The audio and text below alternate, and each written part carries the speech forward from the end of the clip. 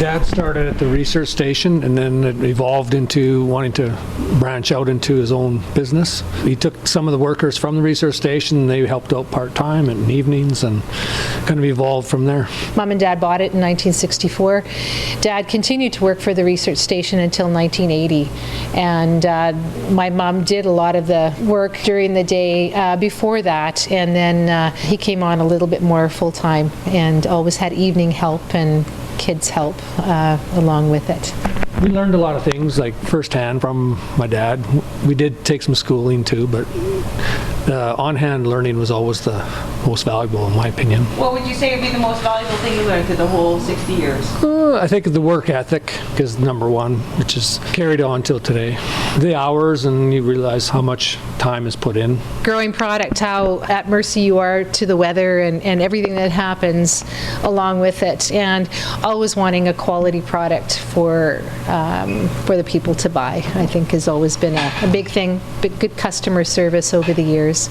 Yeah, and remember, taking people out to the orchard to pick apples when I was a little kid, and Pat was very good at picking tomatoes, and he has a very good arm as a result. And then my daughter, my kids were always involved too. I have three kids, and they would come to work and help us out throughout this season. And my daughter went into landscape architecture, and she's a landscape architect.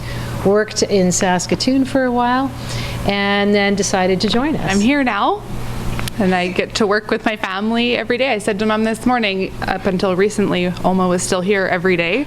Not a lot of people get the chance to see their family and work beside them every single day, and it's kind of cool. Yeah. And now she's bringing her kids some days too, so that's continuing on to the next generation as well. My Oma, she's quite the lady. She, still wants to help out where she can. She was here every day when she was still able to come every day, just making sure we're all fed well and bringing snacks and sandwiches during our busy season. And I think she's just an incredible lady, just everything she's gone through coming from the Netherlands when she was, 19, 20 years old? 20 years old. 20 years old on her own, and meeting my Opa in Winnipeg, of all places, both of them being from the Netherlands, and coming out here and just kind of starting almost from square one and building this up, and then these two coming in and building it up even more. Like, this looks nothing like it did 60 years ago, or even 25, 30 years ago for that matter. It's come a long way. Yeah, and she was a very hard worker. She spent hours out picking tomatoes and picking apples, and very meticulous about doing that, and she still likes to do that. We had her out in the orchard last fall picking apples as well. It was her birthday. Dad very set in his ways, and I guess I kind of followed his footsteps a little bit. It was always tough to try to get him to do new things, but eventually he gave in, and then Leah comes along and brings her new ideas in, and eventually I cave a little bit. The technology now, with everything being automated, and it's just simplified, and you can't do things.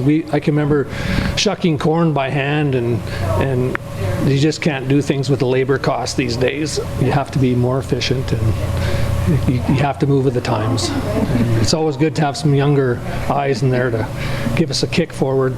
Yeah, especially when your clientele is also younger as well, and what they're looking for. It makes a big difference to have different sets of eyes. Like, people my age are thinking of downsizing and going into condos, and her generation is building new houses and doing that. So yeah, we have people every spring. They come in and they often just want to chat because they haven't seen us for a couple months in the winter, and we've had customers come that are well into their 80s that are still coming, even 90s that are still coming and planting, and then a lot of younger people as well. So kind of the whole spectrum of ages of people, and yeah, we try to help them all out, and we just notice differences in how they want to plant things and what they want it to look like, and that changes over the years too, which is interesting. Yeah. What I think is really cool is I still have people come in now who say, I bought an apple tree from your grandfather however many years ago, and that's so cool because I was 5 when my Opa passed away. So to still have people that have come back after that amount of time is just really neat.